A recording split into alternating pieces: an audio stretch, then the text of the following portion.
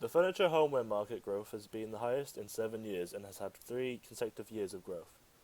Despite many active companies, there is no clear market leader or company that monopolizes the market in the UK, whereas worldwide, IKEA is the clear market leader. IBS states that the industry has a current revenue of 13 billion, with its annual revenue growing by 2.5% from 2011 until 2016.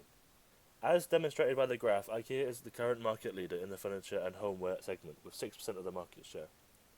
The graph shows that there is no monopolization in the product category, as each company has near enough equal market share. For example, second to IKEA is DFS with 5.7% of the market share. One example of a competitive market trend is that 7 in 10 people who bought furniture in the last 3 years preferred the internet for comparing prices. Many furniture companies solely based online have seen over 60% increases in sales in the last year. As well as this, many furniture stores are beginning to expand internationally. Technological trends include that the internet is also preferred over stores for arranging delivery, getting size details and making payments. Multi-channel retailing is vitally important for the future of furniture shopping. A huge proportion of shoppers begin their shopping journey by getting ideas about what to buy by browsing online. Another trend is that 61% of people who bought furniture in the last 3 years were likely to make their purchases online due to their convenience and delivery options. As shown by the graph, there's a continued increase in number of mobile device users, leading to more website visits being done through mobile over computer, pushing for a non-native advertising approach. Finally, Oculus Rift technology is changing the ways marketers are thinking in terms of interactive content and customer engagement. Consumers will soon be able to immerse themselves in realistic 360 visual shopping experiences. Some socio-cultural and economic trends include firstly the housing market dip, which is impacting the furniture sector. People are less willing to buy furniture of a house they don't own. As well as this, China's economic woes are making it cheaper for big companies to outsource manufacturing. Furniture stores are changing their product sizes according to regions. For example, furniture sold in IKEA in China is smaller to match their smaller apartments. Also, the rise of telecommuting is driving the demand for home office furniture. The advances of modern technology have greatly enlarged the possibility for a number of people who either need or wish to work from home. There are also some behavioural changes and trends in the Western world. For example, many people in the UK are more likely to spend money on things such as portable electronics over furniture, as less time is spent at home. An environmental trend is that more furniture vendors are choosing to go green. Tesco aim to reduce their CO2 emissions by square foot of their stores and distribution centres against their 2006-2007 baseline by 50%. A regulatory trend is the proposed tariff increases on trade with China, where IKEA outsources the majority of their manufacturing. According to The Economist, some are threatening a 45% tariff increase. The Office of National Statistics states that the working age of the UK population is expected to broaden in the coming years, primarily within the younger adult proportion, a large target for IKEA. The percentage of children and families are also expected to rise. 16 to 34-year-olds are the most active shoppers for furniture, according to Mintel. As well as this, young middle class in foreign markets are more in tune with Western styles, making them a prime target for furniture stores such as IKEA. Many prime markets have areas where furniture industry thrives. For example, the southeast region of England alone accounts for 15.2% of industry establishments, higher than its population share.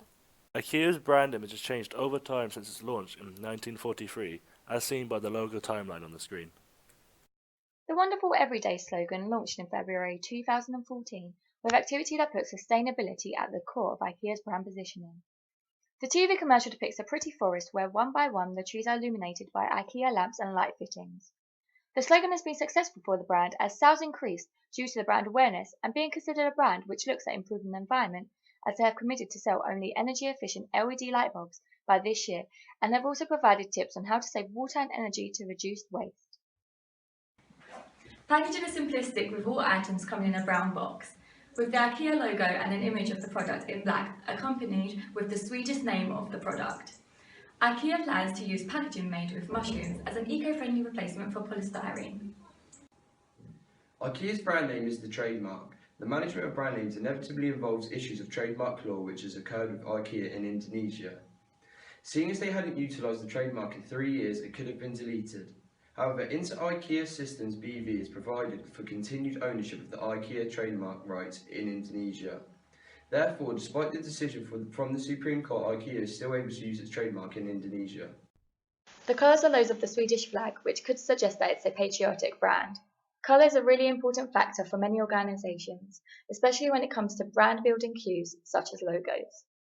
Blue symbolises communication, clear thought and trust, and yellow symbolises optimism, confidence and creativity. These colours highlight IKEA's brand identity. IKEA and Marriott merged to create a new brand called Moxie Hotels. The new brand combines contemporary stylish design, approachable service and most importantly affordable price, which IKEA as a brand is associated with. Environment conscious. IKEA strives to minimize negative impact on the environment by applying innovative thinking in every step of the long chain, from the very first idea for a product to when the consumer no longer has use for it. Cost consciousness is part of our culture, and it inspires IKEA to try to make more for less resources and minimize waste in every form. IKEA creates quality home furnishing products at affordable prices. Low prices are the cornerstone of IKEA vision, business idea and concept. The basic thinking behind all IKEA products is that low price makes well-designed, functional home furnishings available to everyone. All IKEA units play an important part in creating low prices.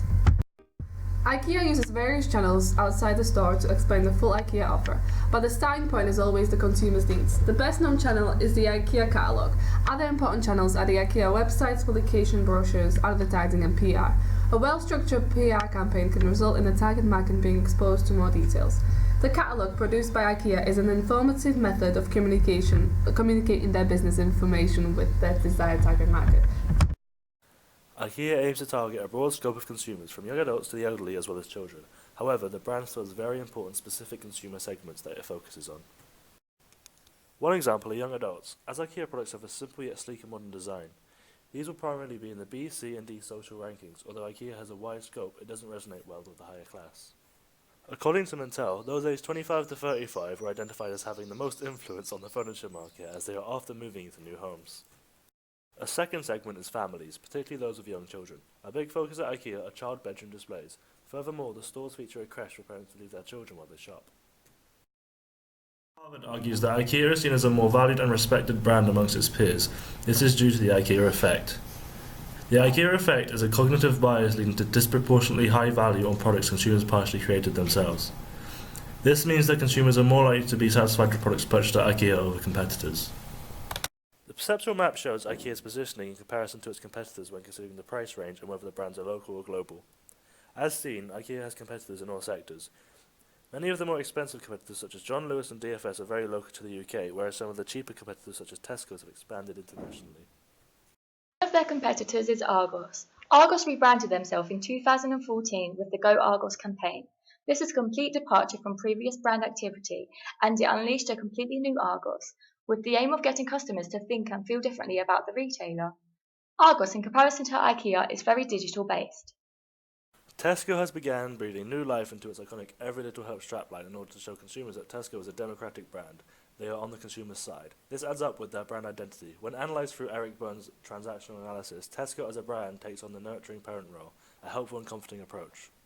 Tesco's brand director states that the company is placing less emphasis on advertising and more on creating a humorous brand personality for Tesco. Tesco is taking on a more do-it-yourself, utility-based approach to advertising, implementing, for example, print adverts that feature ingredients to replicate meals, and an advert that features a foot size model for parents to measure their child's feet. This makes consumers more involved with the brand and increases participation and can leave consumers feeling accomplished, which resonates well with the brand. John Lewis is a competitor which uses strong emotional engagement with its consumer. The brand's position is based around trust. The Never Knowingly Undersold slogan drives everything John Lewis does, both on and offline, enforcing its commitment to value but without compromising on quality and service. Its focus on consumers has contributed to it securing the #1 spot on the UK's favourite retailer. John Lewis's pioneering approach to digital marketing is a key factor in its strong online performance. It was one of the first brands to embrace programmatic advertising, partnering in 2012 with programmatic specialist Infectious Media. With online sales an important part of its growth strategy, John Lewis improved its performance in 2014, maximising its brand awareness and sales during the crucial Christmas period by creating an innovative programmatic advertising campaign. IKEA's competitors have similar attributes, however, there are also various differences between them. Points of parity are they sell other home products besides just furniture. Also, the mass markets are offered a variety of reasonably priced items. Points of differences are IKEA's competitors provide an extensive range of different products rather than just furniture, such as toys, groceries, jewellery, sports equipment, etc. As well as this, potential customers are exposed to the home products whilst visiting the store for other reasons such as groceries. Competitors such as John Lewis and Tesco's are visited more frequently as they provide more day-to-day items, whereas IKEA is homeware and furniture specific. Brand equity are a set of assets linked to a brand's name, such as IKEA, that adds value to them as a brand. The strength of the brand depends on customers' experiences and how they remember the brand to be like, according to Keller. Brand resonance refers to IKEA's customer-brand relationship and the extent to which consumers feel that they are completely integrated with IKEA. IKEA utilizes activity engagements such as IKEA Family and IKEA Share Space. This encourages consumers to engage with the brand. IKEA Family, joining our family brings you even closer to IKEA, helps make your everyday be a bit more wonderful. IKEA Share Space, a place where you can share your sense of design and the IKEA product you use to define it. We conducted some primary research to further our understanding of the consumer's awareness, beliefs and attitudes towards IKEA as a brand. What are your experiences with IKEA? We went to IKEA to get our furniture for uni, didn't we? Yeah, it's easy to furnish small rooms with that. Yeah. Also easy to assemble. And cheap. Reasonably priced, actually. Yeah. Off the top of your head, can you describe the logo for me, please? Blue and yellow. Bold. Yeah, bold, big block letters with the word IKEA. What can you tell me about IKEA? It's a Swedish company, isn't it? Yeah, because they do those Swedish meatballs.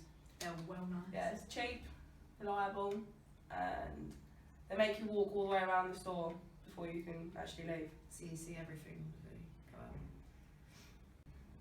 If IKEA were a person, what 3 characteristics would you give it? Family orientated. Fun, innovative. Quite reliable, quite welcoming. After conducting our interviews, we gained a consumer's perspective of IKEA as a brand. All interviewees were aware of IKEA as a brand, knowing the products they offer from homeware to food, the origins of IKEA being Swedish, as well as being able to recall what the logo looked like, demonstrating the extent of IKEA's brand awareness amongst its consumers. Consumer-based brand equity model is a process which identifies how brands can build a strong brand within the market. The first stage is salience. IKEA is an internationally recognized homeware and furniture brand. For example, there was high brand awareness from all of the interviewees. Aided brand recall is also high, as all the interviewees recalled what the brand logo looked like. Next is imagery. IKEA is a good option for families, young adults and new homeowners. For example, interviewees purchased furniture from IKEA for their new student house. It has Scandinavian values and is innovative yet simple. It has a unique point of purchase approach, i.e. model rooms and one-way floor plans means every product sector must be visited before exit. Next, we have performance. IKEA is the market leader. It offers a lifetime guarantee and good quality for cheap prices as shown in our primary research. Next, we have feelings. As mentioned before, there is the IKEA effect. High value is placed upon products. There is a fun store layout and the brand is welcoming and reliable, which are characteristics mentioned by the interviewees. Shopping at IKEA is perceived as an exciting experience akin to a day trip. The next stage is judgment. IKEA is seen as having justifiable prices, and the products are easily assembled yet is a rewarding experience. The brand is highly respected due to its quality. It is also trustworthy due to the lifetime guarantee. Resonance is the final stage. There is low brand loyalty due to the sparse need of furniture. Furniture is more commonly an antecedent of need rather than want. However, consumer opinions remain high. Brand identity also changes as slogans are frequently updated and changed. However, the vision remains the same. Capfer's brand identity prism has 6 key stages, which are physique, personality, relationship, culture, reflection, and self-image. Here are how we relate them to IKEA. For physique, we have bright, emphasized logo and furniture. For personality, we have fun, unique, imaginative, vibrant, and innovative. For relationship, we have trustworthy, community, family-orientated. For culture, we have Scandinavian, famous for its Swedish meatballs and also its family image. Reflection, affordable and reliable. And self-image, good quality, smart and innovative. In response to the research conducted in this video, we have come up with a few recommendations that we suggest IKEA undertake. The first recommendation is integration of marketing communication. To build brand equity by increasing awareness and social and environmental responsibility, which could potentially be POD for their brands. Also enhancing the message of the wonderful everyday and continue on this idea through various platforms such as social media, posted ads and video advertisements. Next, we suggest that IKEA partner up with Oculus technology in order to create visual viewing experiences for consumers. This way, they can be immersed in realistic room layouts from their own homes. The next recommendation is for IKEA to retain their standardisation approach, as they managed to sustain success in international markets despite minimal efforts to adapt. As well as this, they managed to maintain a good brand awareness with this approach while staying true to their culture and origins. As well as this, IKEA should expand its share space to the European market, not only on the US market, to engage international markets online. Our final recommendation is for IKEA to place more emphasis on their environment protection procedures, as the primary research shows that few consumers are aware of it and take further steps to reduce their carbon footprint.